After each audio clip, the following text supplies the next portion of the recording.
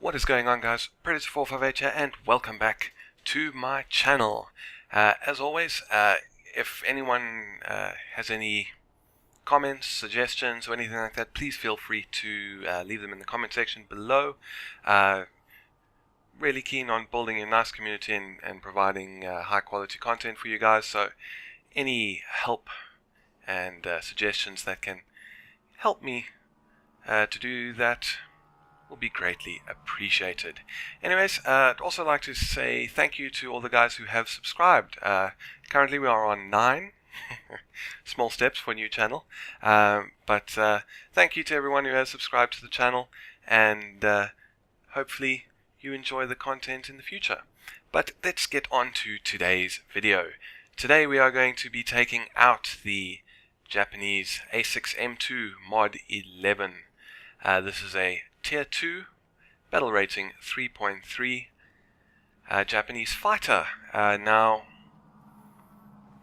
let's just say my preferred playstyle is turn fighting. I enjoy a bit of energy fighting, boom and zooming not so much, but turn fighting is my preferred playstyle. So when I first started, I went through the British tech tree and loved the Spitfires, and actually more recently I went and tried the Japanese. I didn't like them too much in the beginning, but that has quickly changed, and I absolutely love these things.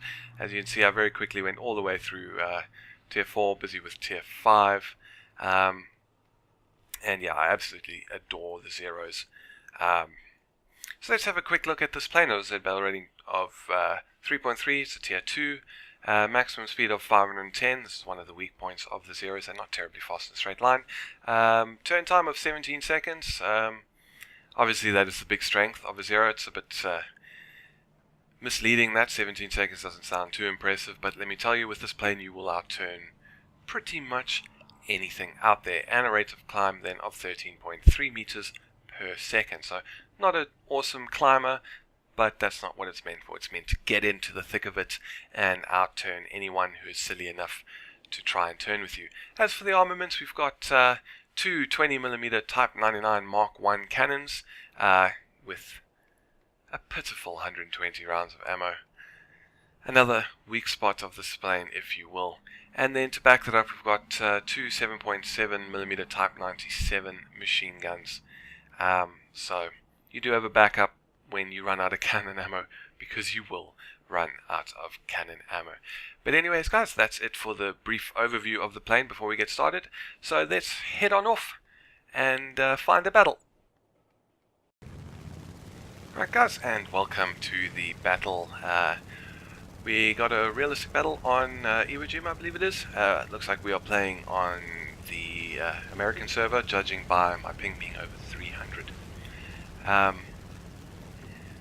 So yeah, let's get this thing into battle. Now, I don't actually believe I've played on this map too much. We're just going to climb a little bit off to the left, so when we turn, climb off to the right, so when we turn to the left, we don't cut it across anyone's flight path and potentially cause an embarrassing incident.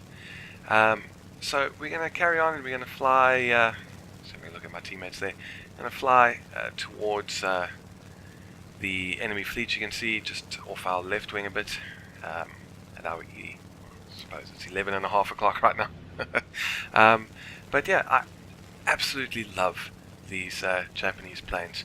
The armament is something that I think was part of the reason why I didn't enjoy them in the beginning. We've got a crash on the enemy team. Thank you very much for that. It's one less plane to have to worry about. But the armament, I think, takes a little bit getting used to. These Japanese cannons aren't the greatest. They got quite a slow rate of fire. The muzzle velocity is a bit on the low side too, so generally I kind of find that they work best if you get a little bit closer to the enemy than you would normally with British Hispanos or German cannons. On top of that, the two machine guns that you've got, 1360 rounds of ammo. They're 30 caliber. Yeah, what are you going to do? They're not great.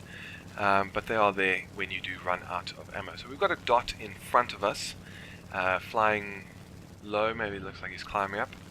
Try and get a bit closer and figure out what it is. I think there's probably a good chance it's a bomber, in which case we are going to decline the invitation for combat, because one thing the Zeros are not terribly good at is bomber hunting. As I said, you've only got that 60 rounds of ammo per cannon. You know, a bomber can eat those and just laugh at you. On top of that, Zeros are quite fragile. So you've got, you know, if you do get hit by the bombers, gunners, and someone spotted a B-25, I wouldn't be surprised if it's this dot we are closing in on now. Yeah, so if you get hit with the gunners, it's quite easy for them to critically damage your plane, and even worse, set you on fire.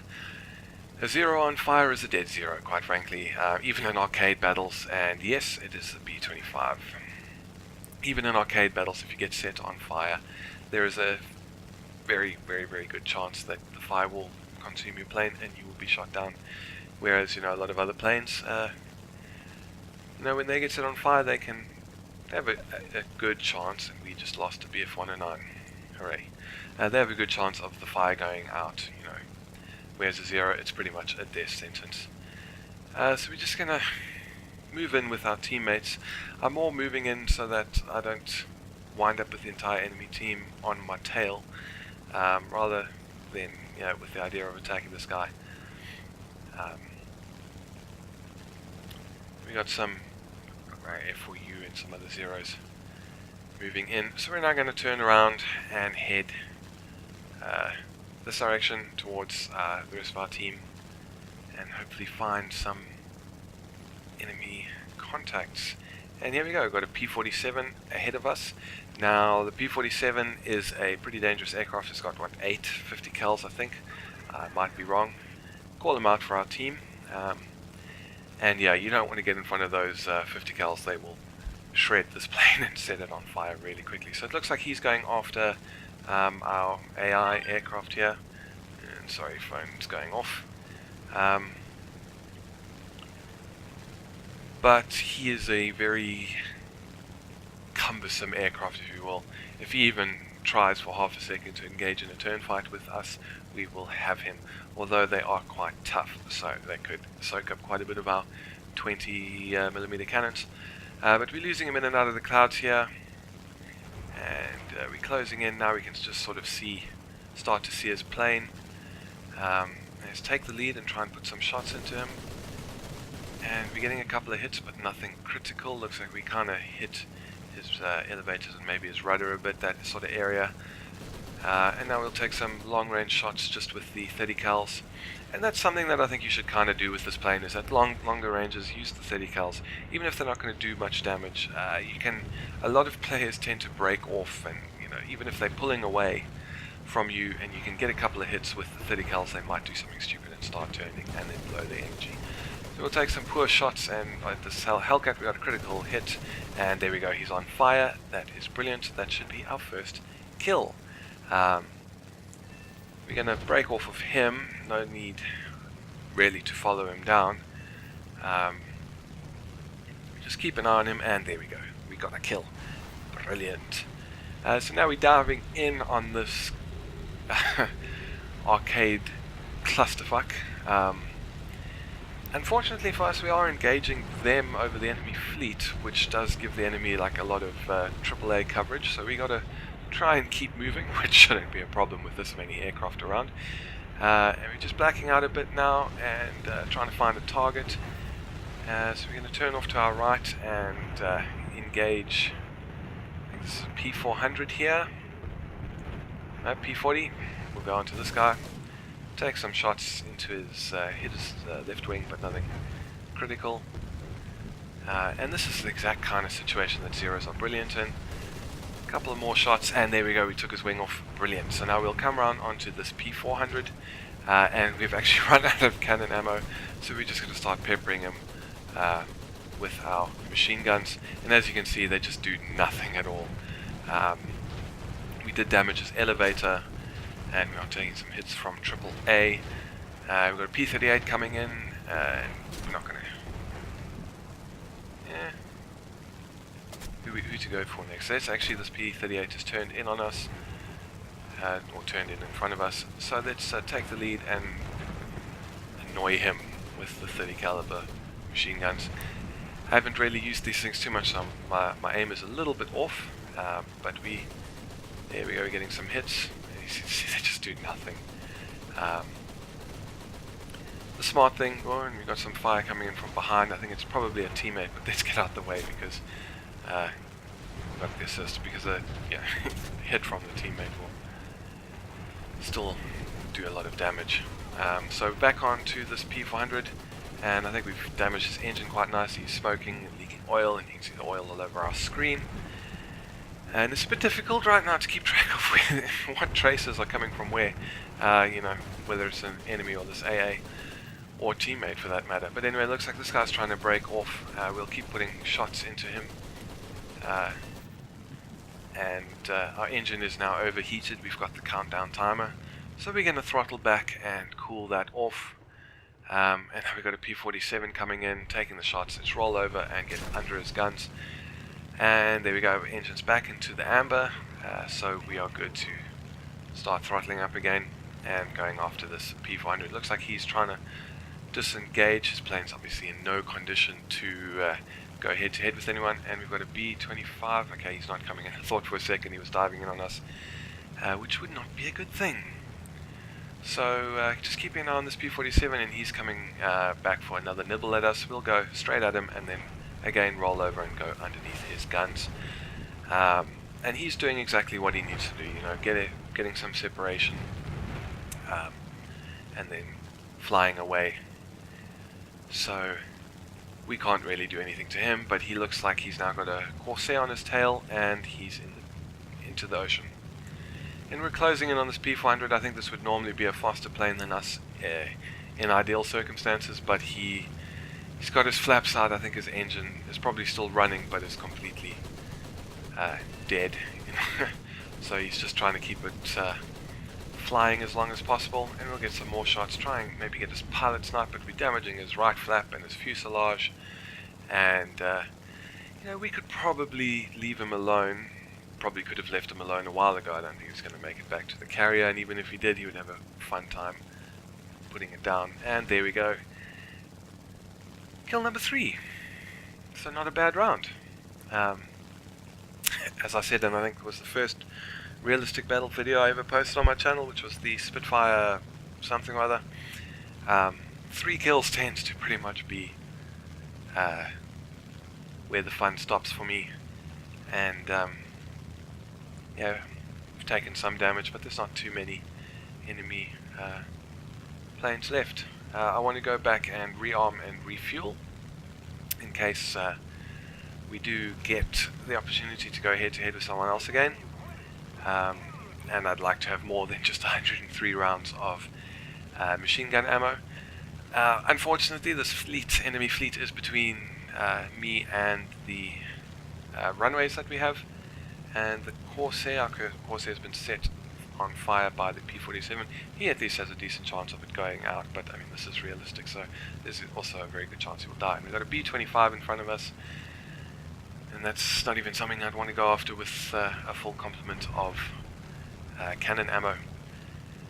So we're going to sort of try and skirt around this enemy fleet. We don't want to fly directly over it, because being the only plane, they will all concentrate their fire on me, and that could lead to an embarrassing situation. This P47 is coming in, so we'll go straight towards him and then pull up and get out of the way of his guns. We'll take a few minor hits, but nothing serious.